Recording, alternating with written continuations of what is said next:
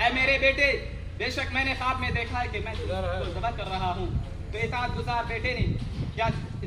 بیٹے نے باپ کی محبت پر اللہ کی محبت پر ترجیح دیتے ہوئے کہا یا ابت افعل ما تؤمر ستجدنی ان شاء اللہ من الصابرین.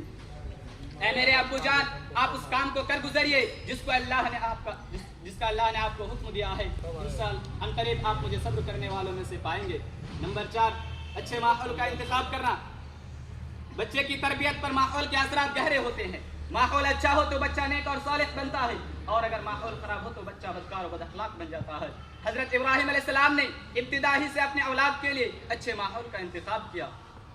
اپنے بیٹے کو بسانے کے لیے ایک ایسی جگہ کا انتخاب کیا جہاں دنیاوی اسباب کی فراوانی نہیں تھی. اگرچہ دنیاوی اعتبار سے وہ جگہ ایک بے آب و گیا وادی تھی مگر اس دنیا کی سب سے مقدس و پاکیزہ جگہ تھی. حضرت ابراہیم علیہ السلام اس مقام کا ذکر کرتے ہوئے خود فرماتے ہیں ربنا انی